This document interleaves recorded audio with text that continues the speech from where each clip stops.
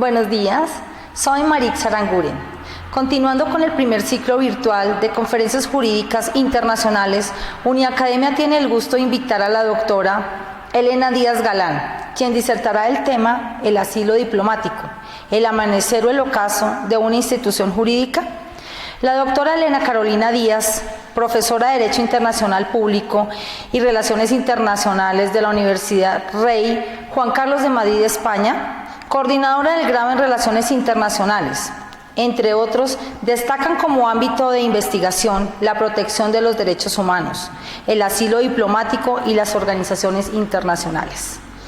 Entre algunas de las publicaciones más recientes en revistas científicas se destacan la identificación jurídica del asilo diplomático al hilo de la práctica internacional, una figura olvidada, la protección jurídica de la mujer en caso de violencia sexual al hilo del conflicto en la República Democrática del Congo, el papel de la Organización para la Seguridad y Cooperación en Europa en la crisis de Ucrania, referencia a la misión especial de observación, tratado sobre la prohibición de las armas nucleares, un paso más en la ilicitud del empleo del arma nuclear. Agradecemos su asistencia.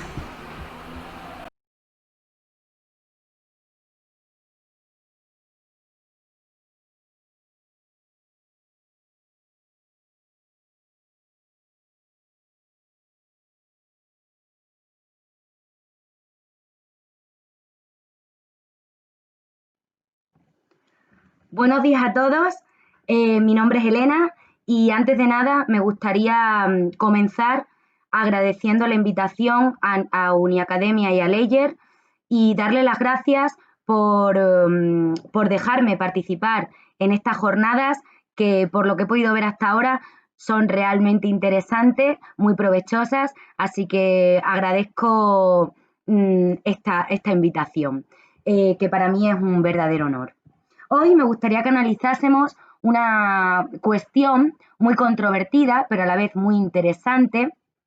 Se trata de una figura, de una institución muy presente en América Latina, pero también que ha estado presente a lo largo de los años y lo hemos podido observar en los últimos meses en otras regiones del planeta. Por tanto, a pesar de que se ha definido como una institución o como una figura esencialmente latinoamericana, es verdad que la práctica internacional demuestra que también esta figura está presente en otras regiones del planeta. Me refiero a la figura del asilo diplomático, por todos conocida. Las características que ahora analizaremos, ahora estudiaremos, que entraña esta institución, hacen que sea una figura controvertida para los estados y que en muchas ocasiones estos no quieran reconocer como tal o en determinadas ocasiones no quieran reconocer la figura del asilo diplomático. Pero analizaremos la práctica o parte de la práctica en relación con esta cuestión para ver si es cierto que además de Latinoamérica, en otras regiones del planeta se aprecia la existencia de la figura del asilo diplomático. Pues bien, antes de comenzar, que como digo, sobre todo profundizaremos en dos cuestiones. Por un lado, los aspectos esenciales del asilo diplomático y por otra parte, la práctica internacional en torno al asilo diplomático para descubrir si se trata de una práctica únicamente latinoamericana o una práctica universal. Antes de ello, me gustaría señalar dos aspectos que considero relevantes. En primer lugar, es que se trata de una cuestión muy amplia en la que aparecen numerosos elementos y, por tanto, teniendo en cuenta el tiempo del que disponemos para estas ponencias, para estas conferencias, para estos análisis en estas jornadas, me voy a limitar a señalar los aspectos más característicos de la figura del asilo diplomático en la que, por supuesto, o en los que, por supuesto, se puede profundizar muchísimo más. En segundo lugar, si ustedes analizan la doctrina científica en torno al asilo diplomático, encontrarán que en muchos casos hay poca doctrina que se refiera a esta cuestión.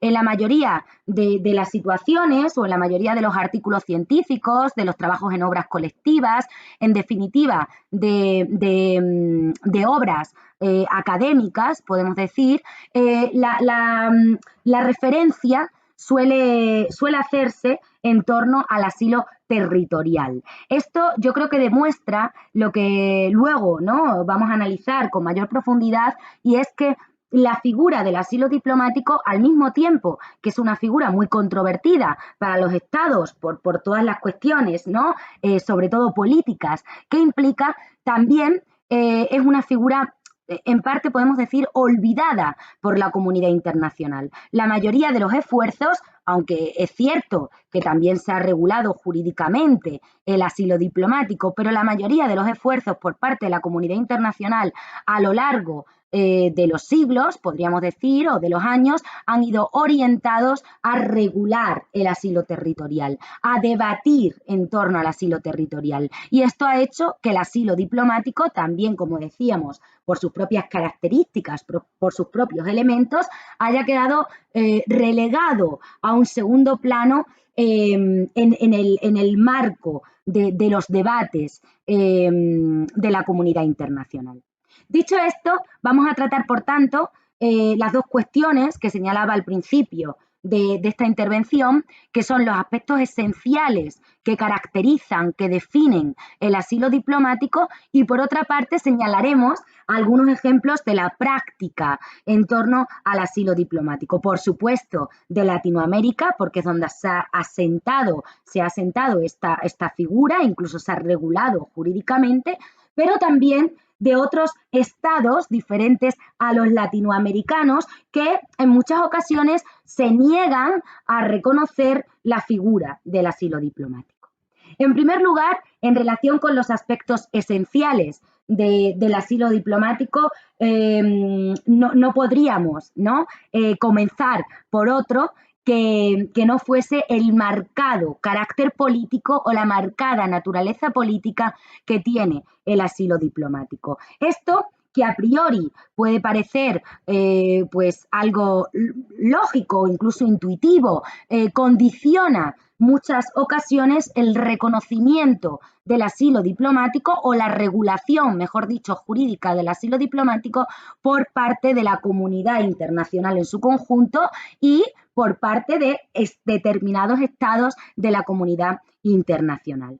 El marcado carácter político que tiene el asilo diplomático se demuestra en primer término, podemos decir, en que en muchas ocasiones los autores, la doctrina, no habla de asilo diplomático, sino de asilo político. Por tanto, eso yo creo que es el primer rasgo que claramente nos indica que el asilo diplomático tiene un marcado carácter político, una marcada naturaleza política. Pero además de esto, hay otros aspectos, hay otros elementos, hay otras razones, ¿no?, que muestran este marcado carácter político del asilo diplomático. En primer lugar, podríamos decir que las convenciones latinoamericanas que se han adoptado sobre el asilo diplomático se refieren siempre a la necesidad de que la persona que pide asilo sea una persona perseguida por motivos políticos. Normalmente las referencias a otro tipo de causas de persecución para pedir el asilo diplomático son escasas o incluso inexistentes. Me refiero a otras causas como podrían ser por motivos de sexo, de raza, de religión. Normalmente se pone el acento en esas convenciones latinoamericanas, en esos instrumentos jurídicos que regulan el asilo diplomático. En América Latina se pone el acento en una persecución, en la necesidad de que exista una persecución por motivos políticos. A priori no habría inconveniente en que existieran o pudieran existir o se alegasen otros motivos para poder solicitar el asilo diplomático, pero la práctica demuestra que en la mayoría de los casos, por no decir en todos los casos, se trata de una persecución por motivos políticos. En segundo lugar, esa marcada naturaleza política del asilo diplomático queda reflejado en que tradicionalmente, aunque es cierto que en los últimos años, o podemos decir no tanto en el inicio, sino con posterioridad, ha habido parte de la doctrina que ha desmentido, ¿no?, esta teoría, pero tradicionalmente se ha vinculado la petición o la concesión de asilo diplomático con las inestabilidades políticas que existieran en un determinado Estado. Es decir, el análisis de la práctica internacional, podemos decir, sobre el asilo diplomático pone de relieve el estrecho vínculo entre la inestabilidad política de los Estados y el auge de este tipo de asilo, del asilo diplomático. Normalmente la práctica internacional muestra que en aquellos estados en los que ha existido o existe una inestabilidad política es en la que se suceden o en la que se dan casos de asilo diplomático. Por ello, también se ha dicho que es, ¿no?, o que ha sido en América Latina donde se ha instaurado y se ha regulado jurídicamente la figura del asilo diplomático. Como decía, es cierto que han surgido estudios doctrinales en sentido contrario, manteniendo que no es necesario que exista una estabilidad política para que se otorgue el asilo diplomático, pero es verdad también que la práctica demuestra que normalmente en los momentos donde existe una inestabilidad política es donde se produce un aumento de casos de asilo diplomático. Esto queda reflejado, como luego veremos, con el estudio de la práctica internacional o de algunos casos interesantes de la práctica internacional durante el periodo de la Guerra Civil Española. España, que como ustedes saben, no reconoce la figura del asilo diplomático, a diferencia de los estados de Latinoamérica, tuvo numerosos casos de asilo diplomático durante el periodo de la Guerra Civil Española. Como ustedes pueden observar, un periodo de gran inestabilidad y, como ustedes conocen perfectamente, un periodo de gran inestabilidad política en el Estado español. Junto a estos dos motivos, yo señalaría otro más que demuestra claramente el marcado carácter político, naturaleza política del asilo diplomático. Me refiero al tema de la soberanía de los estados. La voluntad de los estados por conservar íntegramente, podemos decir, su soberanía, también expresa el carácter político que tiene la figura del asilo diplomático. En muchas ocasiones los estados, podemos decir, se han refugiado o han justificado no reconocer la figura del asilo diplomático porque eso supondría una injerencia en sus asuntos internos y además un atentado contra su soberanía. Esto presenta, a mi juicio, rasgos contradictorios y es de gran complejidad. Porque aquí cabría hacerse una pregunta que yo les lanzo para su reflexión a lo largo de estas jornadas: ¿por qué los estados latinoamericanos, que son los grandes defensores, pero ojo, también impulsores del principio de no injerencia en los asuntos internos de los estados, son precisamente los que han reconocido la figura del asilo diplomático y, lo que es más, lo han regulado jurídicamente por medio de instrumentos jurídicos, de convenciones y de tratados internacionales? Esto es una pregunta simplemente para que ustedes reflexionen, pero es una manera, ¿no?, de demostrar cómo es posible que podemos decir, se reconozca la figura del asilo diplomático respetando al mismo tiempo la soberanía de los estados y la no injerencia en los asuntos internos de los estados. Como último aspecto que demuestra ese carácter o ese marcado carácter político del asilo diplomático, podríamos señalar también, aunque ya, como he dicho al principio de la intervención, aquí hay muchas cuestiones, ¿no?, que surgen en torno a esta materia, pero me ha parecido interesante señalar, ¿no?, al menos las más llamativas, las más relevantes, ¿no?, sería lo que sucede cuando se produce un cambio de gobierno. No es poca la práctica que tenemos al respecto de cómo un cambio de gobierno supone el reconocimiento o no de la figura del asilo diplomático. Esto hace que también se demuestre claramente ese marcado carácter político que tiene esta figura. Es decir, nos encontramos que en la práctica, cuando un gobierno, ¿no?, de diferente pensamiento, podemos decir, político, ideológico al del anterior, hará que se reconozca o no la figura del asilo diplomático.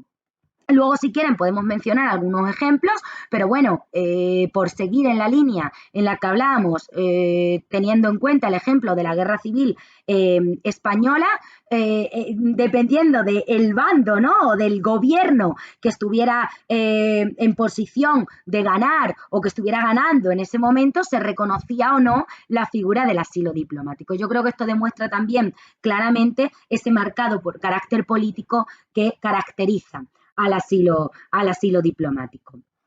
Una vez que hemos analizado los rasgos esenciales, que como digo, se podrían señalar muchísimo más o quizá profundizar más, ¿no?, mejor dicho, en cada uno de ellos, pero yo creo que esto da una idea general y una idea bastante aproximada de ese carácter político que condiciona y que tiene el asilo diplomático. Vamos a comenzar con el estudio de la práctica en relación con el asilo diplomático. Pero antes de ello, conviene también señalar cuáles son las obligaciones y los derechos esenciales, que yo voy a resumir además en uno, por tanto podríamos decir la obligación y derecho esencial que implica la concesión del asilo diplomático. Yo creo que aquí se podría desgranar, ¿no? Se podrían extraer varias obligaciones y varios derechos, pero yo lo voy a resumir en uno porque creo que es el fundamental y es la base y se encuentra, podríamos decir, en el corazón de la figura y de la institución del asilo diplomático. Me refiero a la concesión del salvoconducto. Yo creo que la concesión de salvoconducto por parte del Estado territorial, una vez, como ya veremos, ¿no?, que se le pide por parte del Estado asilante, es una de las obligaciones y de los derechos, depende de la parte, ¿no?, en la que nos situemos, más característicos del asilo diplomático. Como ustedes saben, al hilo del asilo diplomático solamente contamos con una sentencia que emane del Tribunal Internacional de Justicia en el caso Haya de la Torre, que ustedes conocen perfectamente.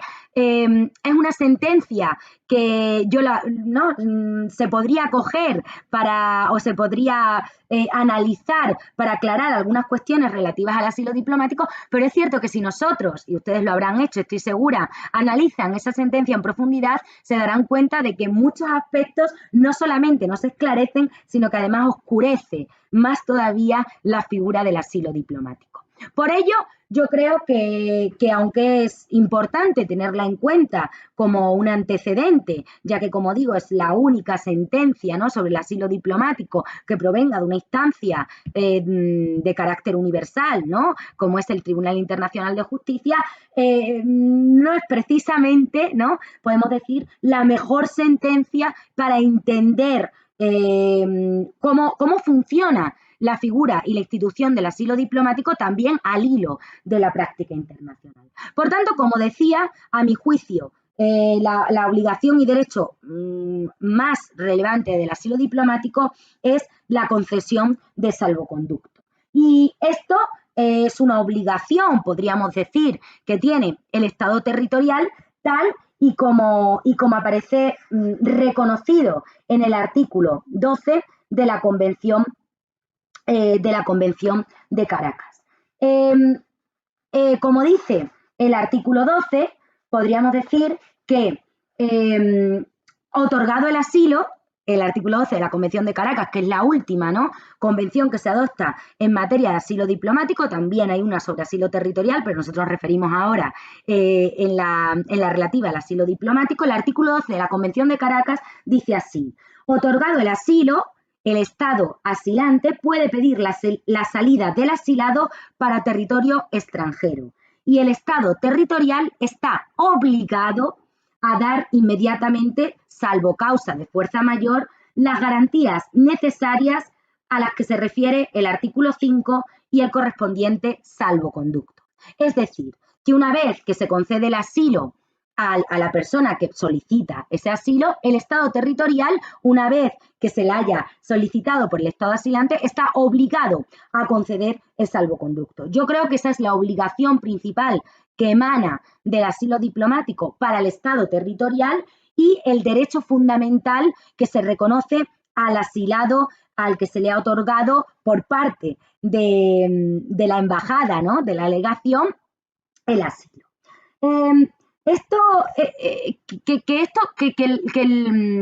Que se otorgue el salvoconducto, podemos decir, sea el derecho y la obligación fundamental, yo creo que responde a la propia esencia, como decía antes, del asilo diplomático. Es decir, sin la concesión de salvoconducto, la figura del asilo diplomático carecería de sentido y sería un atentado, yo diría, grave al corazón, al alma de esta figura y de esta institución. En primer lugar, porque hay una obligación de no devolver a la persona, de poner a la persona en seguridad y de no devolverla al Estado, al territorio que ha causado o que ha motivado que esa persona solicite el asilo diplomático. En ese sentido, si no se concede el salvoconducto, esa persona no se le podrá situar, ubicar en un lugar seguro para su vida y para su integridad física.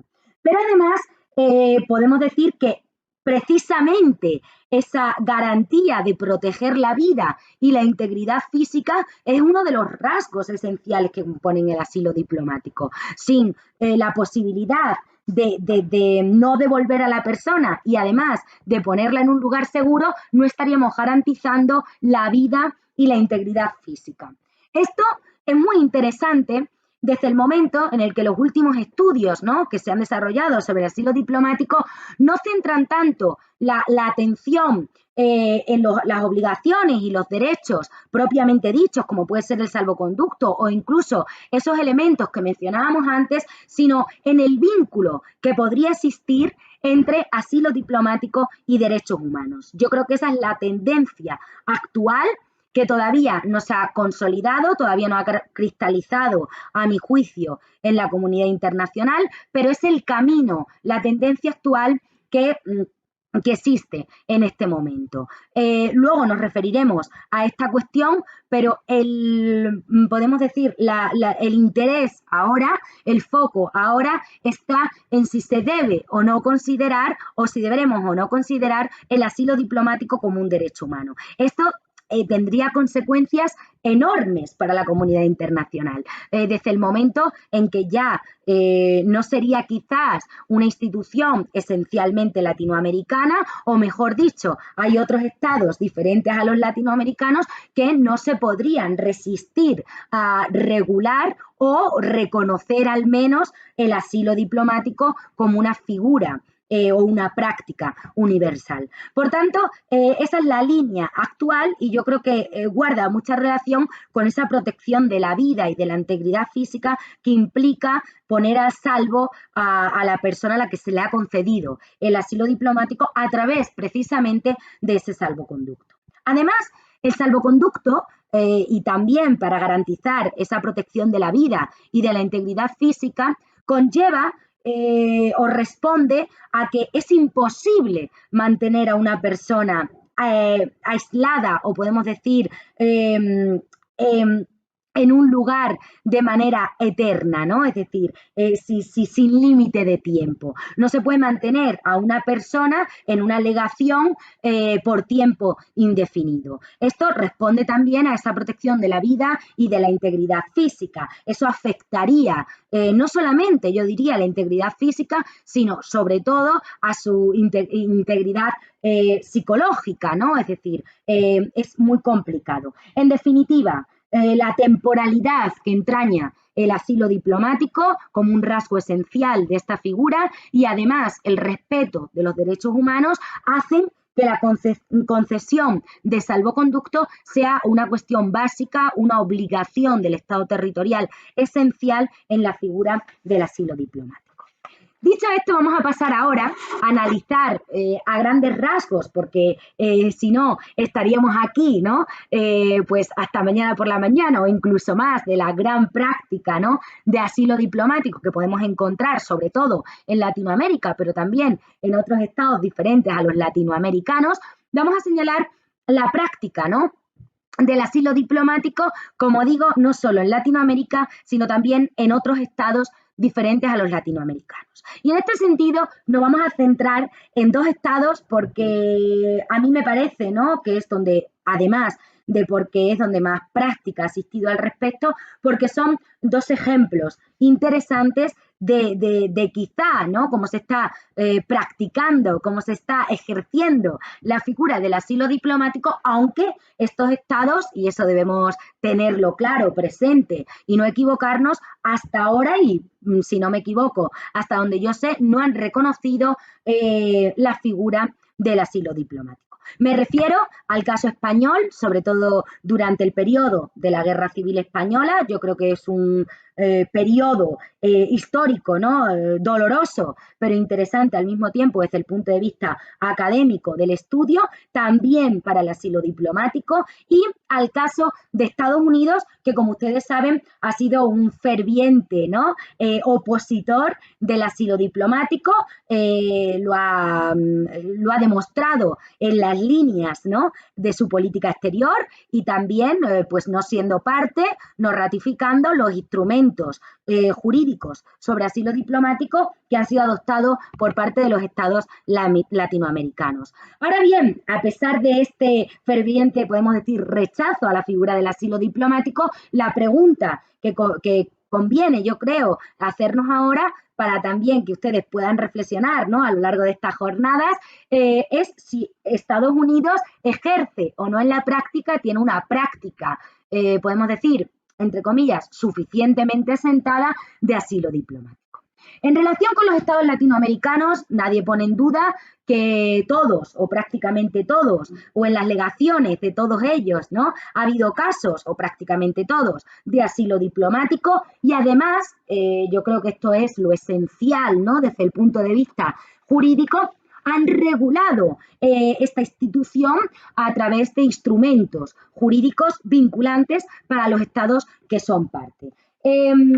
Por tanto, nadie pone en duda que es una figura propia, característica de Latinoamérica, que está asentada y que prácticamente todos los estados latinoamericanos, como decía antes, han ejercido la figura del asilo diplomático. Incluso algunos han ido más allá. Desde el momento en que han reconocido o han expresado su intención de que el asilo diplomático se reconozca como un derecho humano y, por tanto, no como una prerrogativa del Estado que concede el asilo, sino como un derecho del particular.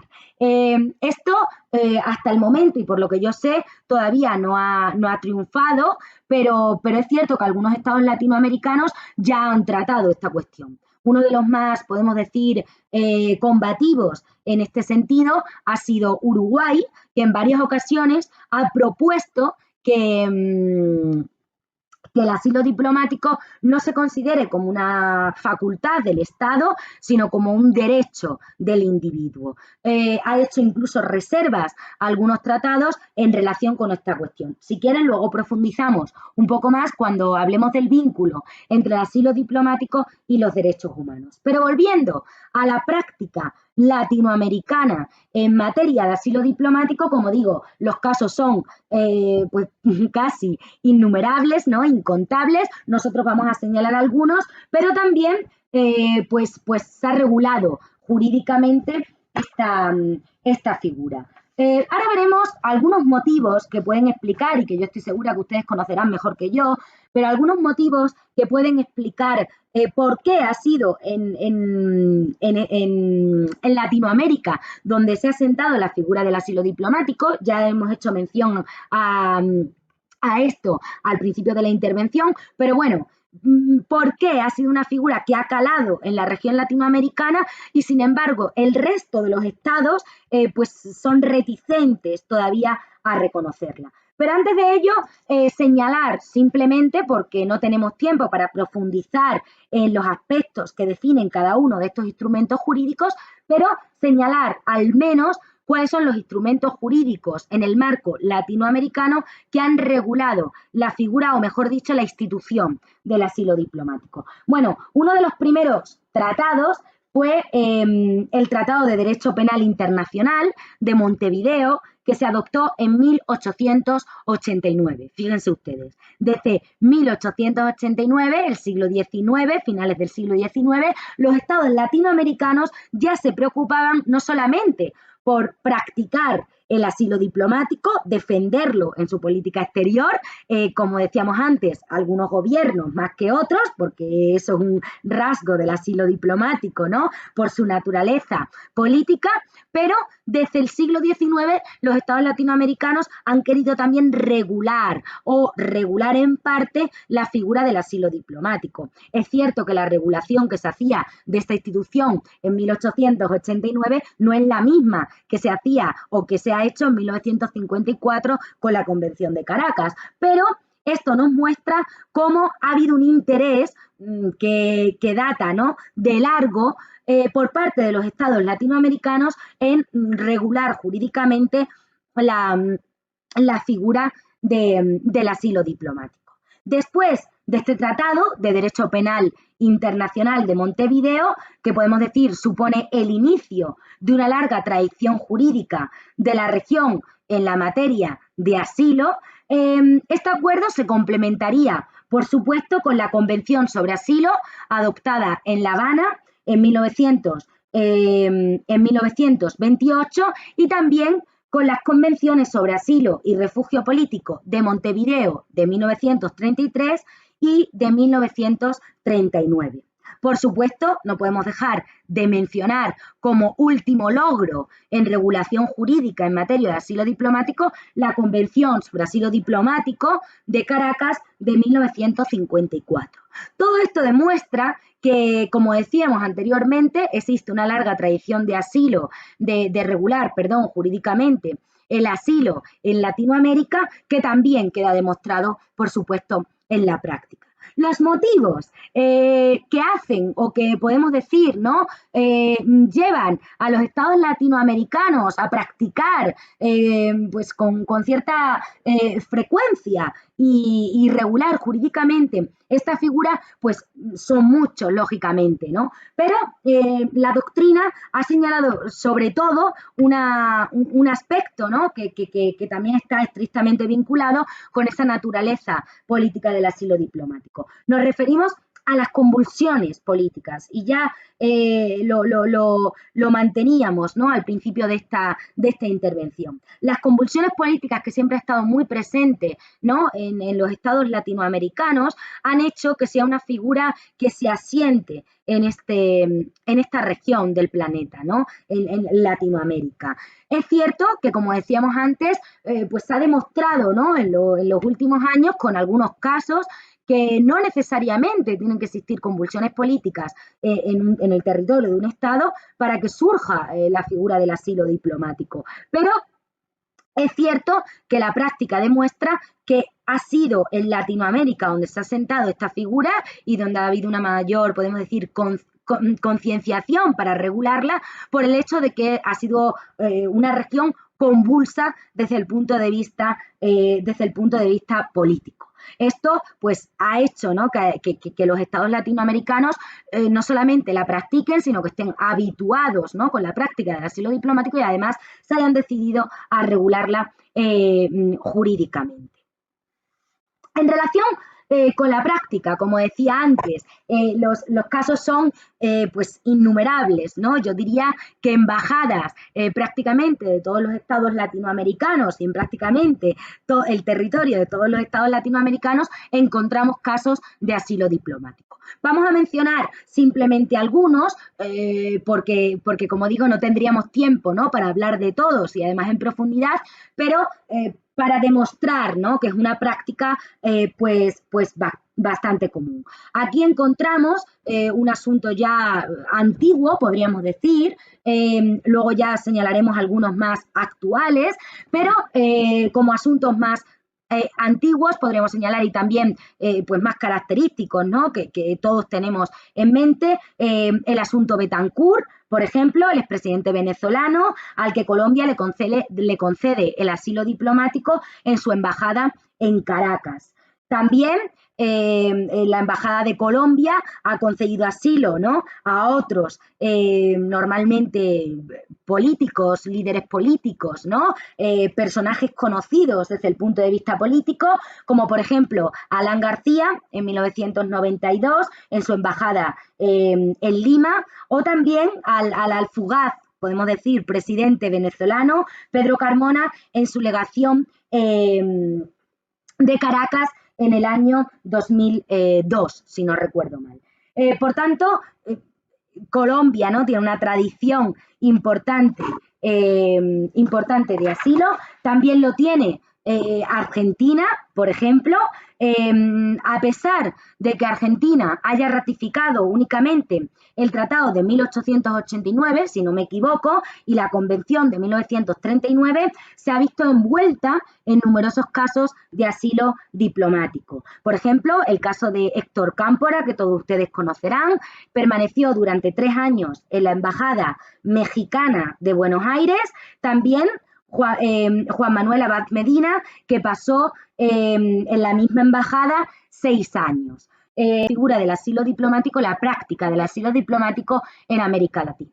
También la Embajada de Brasil tiene casos de asilo diplomático, como yo decía antes, prácticamente todos los estados latinoamericanos, ¿no?, pues tienen casos más o menos recientes de asilo diplomático.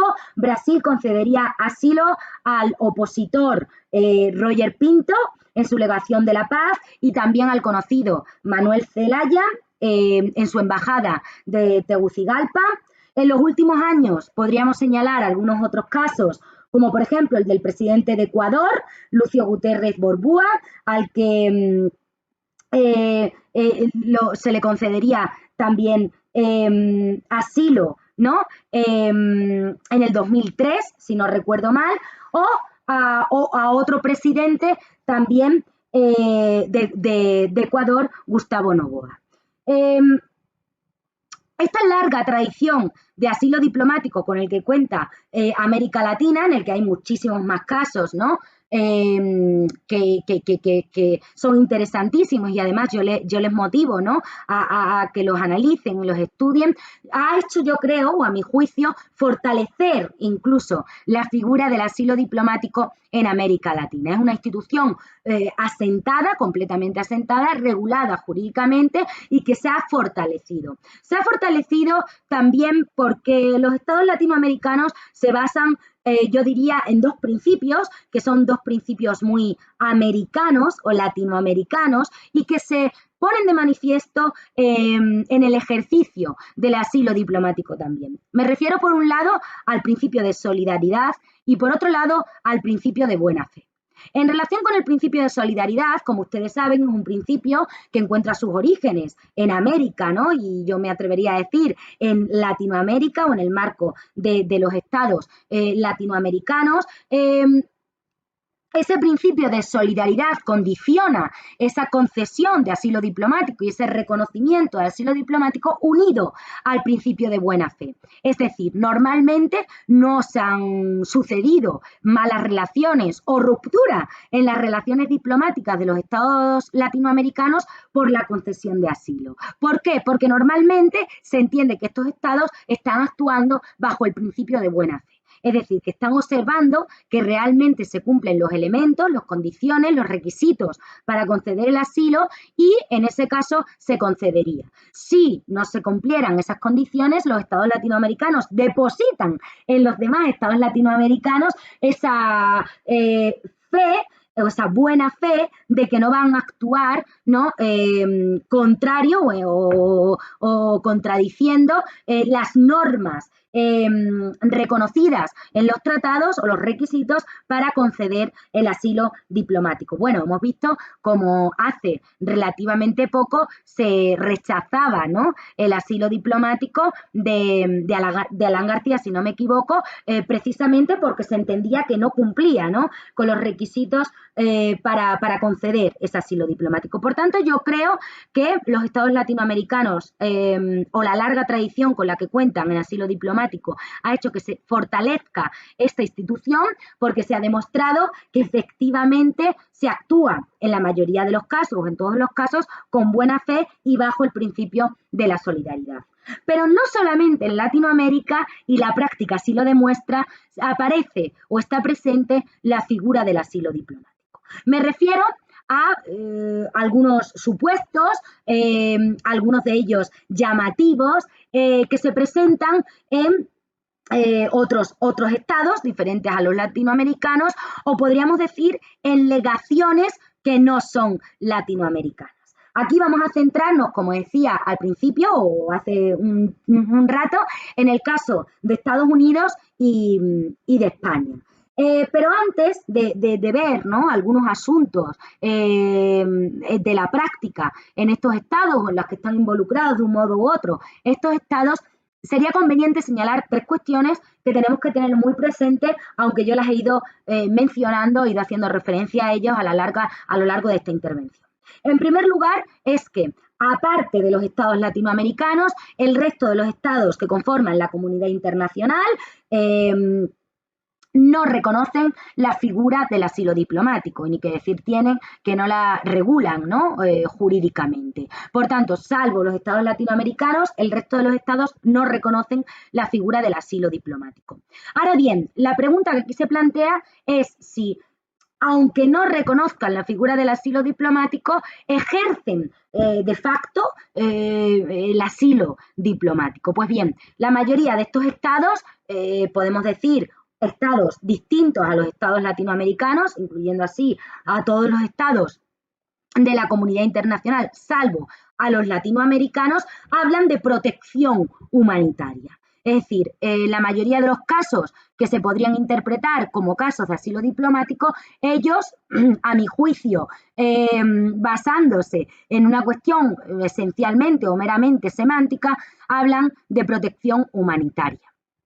Aunque los elementos que envuelven a esa protección humanitaria, incluso las consecuencias, las causas, es decir, todos los rasgos que perfilan a esa protección humanitaria, se parecen, podríamos decir, bastante al asilo diplomático propiamente dicho. Pero hay que tener muy presente que actualmente no se reconoce por parte de los estados distintos a los estados latinoamericanos la figura del asilo diplomático propiamente dicho, y que se suelen hacer referencia a ellas como protección humanitaria. En segundo lugar, y yo creo que pues ya es lógico, ¿no?, lo que voy a decir al hilo de lo que venimos hablando hasta ahora, es que no se regula tampoco jurídicamente la figura del asilo diplomático por los estados distintos a los estados latinoamericanos. Y en el tercer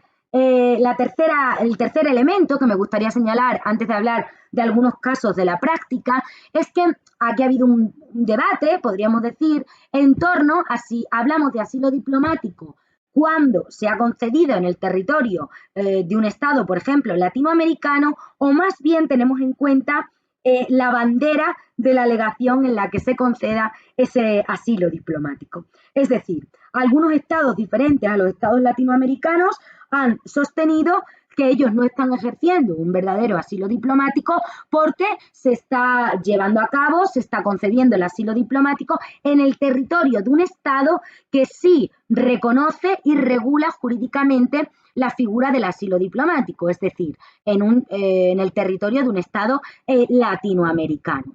Ahora bien, esta tesis, en principio, ¿no?, podría llevarnos a confusión, queda desmontada, a mi juicio, o esta afirmación queda desmontada por la práctica que podemos observar en la comunidad internacional. ¿Por qué? Porque nos damos cuenta de que ha habido casos en los que el asilo diplomático se ha concedido en legaciones de estados que no son latinoamericanos y además en territorio, es decir, esas legaciones se encuentran en territorios de estados distintos a los estados latinoamericanos. Por tanto, mantener esa justificación, ¿no?, para no reconocer la figura del asilo diplomático quizás sea un poco forzado, o a mi juicio podría ser un poco forzado.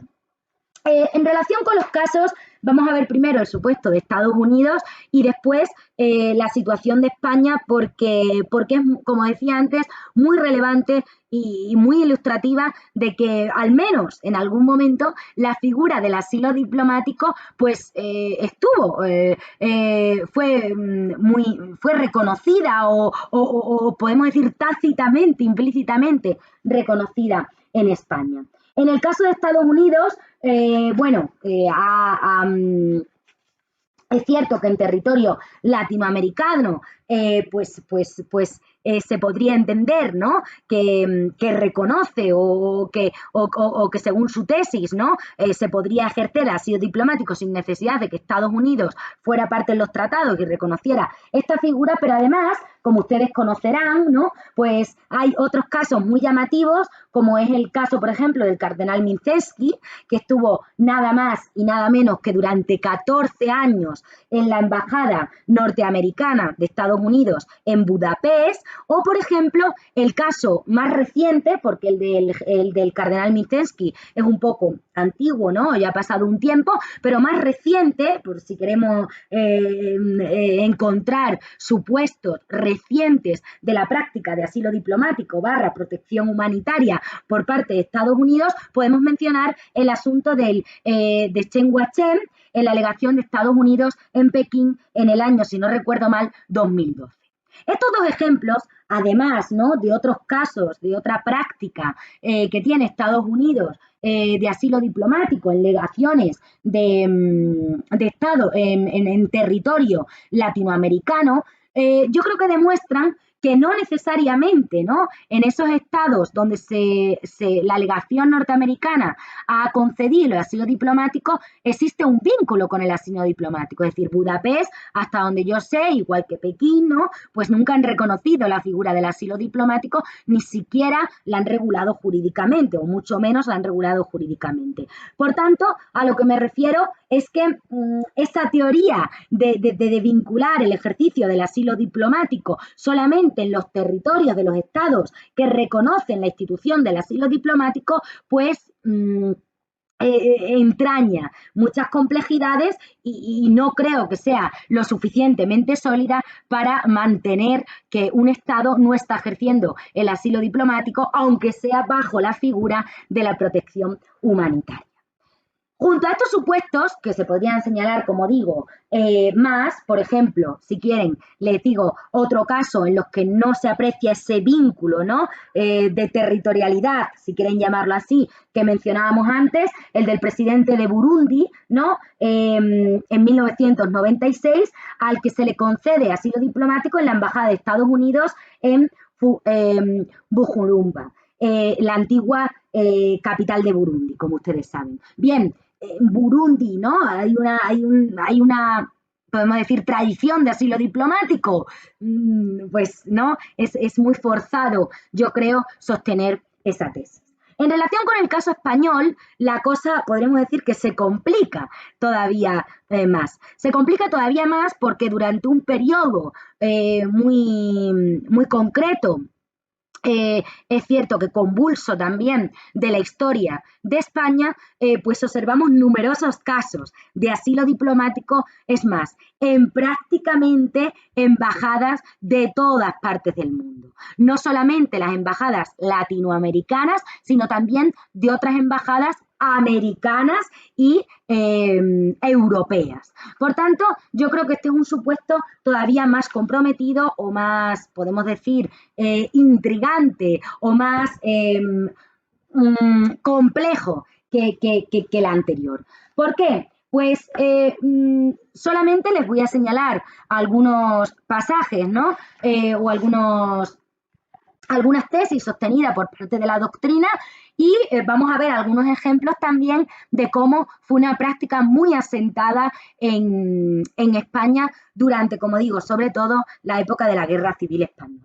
Bien, hay parte de la doctrina que ha señalado que en los años 50, ojo, del siglo pasado, que tampoco hace tanto, ¿no? Podemos decir, está a la vuelta de la esquina, se mantenía que en Europa es hoy admitido el asilo diplomático en España, y ponían España en primer lugar, en Holanda, en Polonia, en Bélgica, en Grecia, en Turquía y en otros estados balcánicos. Esto es una afirmación de la doctrina, en particular de Moreno Quintana, ¿no? En ese análisis que lleva a cabo sobre el derecho del asilo, en el que se pone de manifiesto cómo en los años 50 del siglo pasado se decía que España, el asilo diplomático, era una figura plenamente asentada y practicada. Lo que es más, y como decíamos antes, embajadas de todos los estados, de todos los países, o prácticamente de todos los países, practicaron el asilo diplomático durante la Guerra Civil Española, en España. Se decía que embajadas de prácticamente todo el mundo habían ejercido el asilo diplomático en España. Así podemos decir, junto a las legaciones de Chile, Argentina, Bolivia, Brasil, Colombia, Honduras, Paraguay, Panamá, Cuba, República Dominicana o Perú, que son embajadas latinoamericanas y, como decíamos antes, pues reconocen la figura del asilo, por tanto no nos sorprende tanto, pero se decía, junto a estas embajadas también se concedió asilo en el territorio español por parte de embajadas de Noruega, Finlandia, Suiza, Suecia, Bélgica, Checoslovaquia, Holanda, Rumanía, Yugoslavia, Turquía, Inglaterra, Polonia, Francia o China. También estas embajadas prestaron protección, porque en muchos casos, o en la mayoría de los casos, estas embajadas no hablan de asilo diplomático, sino de protección humanitaria en el territorio español. ¿Por qué? Porque era una práctica en aquel momento reconocida en España, y así se demuestra en los diferentes textos, en los diferentes artículos académicos, ¿no? Artículos doctrinales que en ese momento se escribieron al respecto o en el que se toca esta cuestión. Hay que recordar un ejemplo, yo creo, muy sonado, ¿no? por la importancia del personaje y también por lo conocido del personaje, ¿no? De la política española de ese momento, Ramón Serrano Súñer, quien es acogido, si no recuerdo mal también, junto a su familia, en la Embajada de Holanda en Madrid. Por tanto, estos estados en muchos casos justificaban esa protección humanitaria o ese asilo diplomático, llámelo como ustedes quieran, porque existía una tradición de asilo diplomático en España durante la Guerra Civil Española. Tanto es así que la situación que se produce en España, no solamente al hilo de los acontecimientos, podemos decir, esencialmente históricos, ¿no? Y dolorosos de la Guerra Civil, sino también al hilo, ¿no? o del asilo diplomático, que en definitiva también es consecuencia de esa situación, ¿no? En parte de inestabilidad política. La crisis española produjo que la Sociedad de Naciones, organización internacional por excelencia en aquel momento histórico, ¿no? Y además con una vocación universal, era la representante, podríamos decir, como en la ONU en la actualidad, ¿no? Se inquietara por la cuestión, por la situación de España y se debatiera en su seno, al hilo de esa crisis española por la guerra civil, el asunto del asilo diplomático. Por tanto, vemos aquí como no solamente embajadas de prácticamente todas las partes del planeta concedían asilo diplomático o protección en el territorio español durante la Guerra Civil Española, que era una práctica asentada, sino que además, al hilo de esto, la sociedad internacional, la Sociedad de Naciones, que era la organización internacional por excelencia en aquel momento histórico, pues debate esta cuestión del asilo diplomático. Esto ha sido puesto de manifiesto, esta cuestión la han resaltado algunos internacionalistas muy importantes, ¿no? De nuestro momento, como es el profesor, el catedrático Carlos Fernández Liesa, pero también otros catedráticos en su momento, menos reciente podríamos decir, también hacían referencia a esta cuestión. Es decir, es una cuestión que tiene una importancia vital porque hace que al hilo de esa situación de los numerosos casos de asilo diplomático que se suceden en el territorio español a mano de las legaciones y embajadas de prácticamente todos los estados del planeta, se suscite la cuestión, se debata en el marco de la Sociedad de Naciones. Como se ha dicho, en esos momentos el asilo diplomático adquiere carta de naturaleza internacional. Esto ha sido mantenido, ¿no?, por la doctrina, en particular por el profesor Ramírez Sineiro, que mantiene, ¿no?, que a partir de ese momento se da el salto del asilo diplomático como una cuestión regional, esencialmente latinoamericana, a ser una cuestión universal o que preocupa y ocupa a toda la comunidad internacional. Lo que es cierto es que hasta el momento, y como decíamos antes, el asilo diplomático sigue permaneciendo como una figura esencialmente latinoamericana, es decir, el asilo diplomático propiamente dicho, y que está regulado jurídicamente únicamente por los estados latinoamericanos, que todavía no ha dado el salto al plano universal, a pesar de que exista práctica, ¿no?, en esta materia por parte de prácticamente todos los estados del planeta y que, como se haya visto, se ejerza esta práctica, aunque sea bajo la figura de la protección humanitaria. Pero lo que es cierto es que todavía no se ha dado ese salto a una regulación jurídica a nivel universal.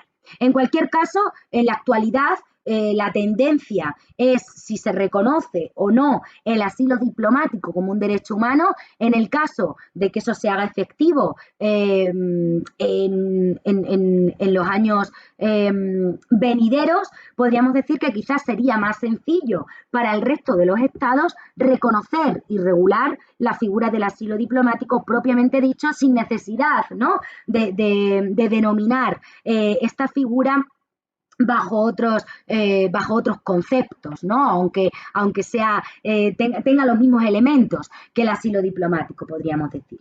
También es interesante analizar, y junto a esa reflexión de la posibilidad de reconocer el asilo diplomático como un derecho humano, también les quería plantear si sería posible reconocer como paso intermedio, quizás a que se reconozca y se regule esa figura por la comunidad internacional en su conjunto, es decir, a nivel universal, como paso intermedio, si sería posible que se hablase del asilo diplomático como una figura iberoamericana. Esto se ha planteado por parte de la doctrina. El profesor, como decía antes, el profesor Carlos Fernández Liesa, mantenía que la influencia de este conflicto, del conflicto de la Guerra Civil Española, fue muy importante en la configuración definitiva del derecho de asilo diplomático en el derecho internacional iberoamericano. Es decir, otra cuestión interesante sería considerar el asilo diplomático no solamente como una figura latinoamericana, sino como una figura iberoamericana que incluyera, por tanto, también a España y, en su caso, también, ¿no?, a Portugal. Es decir, esa situación que se vive durante la Guerra Civil Española quizá, ¿no?, nos podría llevar a pensar, el momento en el que estaba plenamente asentado el asilo diplomático y reconocido, ¿no?, aunque sea tácitamente, o al menos se permitía, ¿no?, esa concesión, si es posible hablar del asilo diplomático como una figura iberoamericana. Otras cuestiones que les dejo para la reflexión y que sería muy interesante. Esta cuestión también se ha puesto de relieve en un caso muy actual, también muy controvertido, que es el caso de Leopoldo López, que, como ustedes saben, pues se le ha concedido asilo en la Embajada de España en Caracas. Es cierto que ustedes estarán pensando que cómo me atrevo, ¿no?, a hablar de asilo si siempre se ha mantenido, tanto por parte de Venezuela como por por parte de España que no se trata de un asilo, sino de una protección humanitaria. Bueno, esto de nuevo, ¿no? Saca a la luz la pregunta que nos venimos haciendo, de la que venimos, o en torno a la que venimos reflexionando a lo largo de toda esta intervención. ¿Es o no un asilo o de facto es un asilo, pero al no reconocerse por estos estados, por Venezuela sí, pero no por España, se habla de protección humanitaria?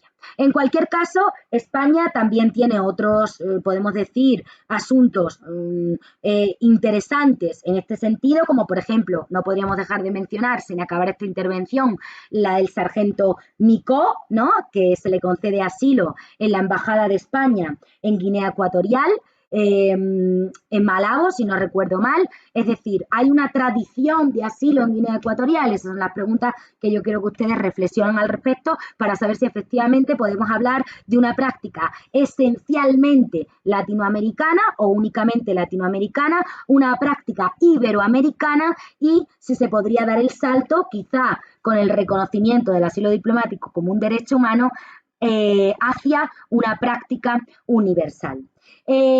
Concluyendo, me despido sin antes, bueno, de nuevo agradecer, ¿no?, por supuesto, su atención. Espero que el tema les haya resultado interesante. Para cualquier cuestión, pues pueden contactar conmigo, y agradecer de nuevo a Uniacademia y a Ledger, pues darme la oportunidad. Es un honor para mí poder participar en estas jornadas, que espero pues que surjan, ¿no?, reflexiones en torno a una figura muy interesante, muy controvertida y olvidada al mismo tiempo, como es la figura del asilo diplomático. A mi juicio, todavía la tarea, la cuestión no está resuelta por parte de la comunidad internacional, y hay que seguir avanzando para que se regule jurídicamente a nivel universal, a nivel internacional, la figura del asilo diplomático. Muchísimas gracias por todo, un saludo desde España, y que disfruten mucho de estas jornadas, y espero que les guste o les haya gustado esta intervención.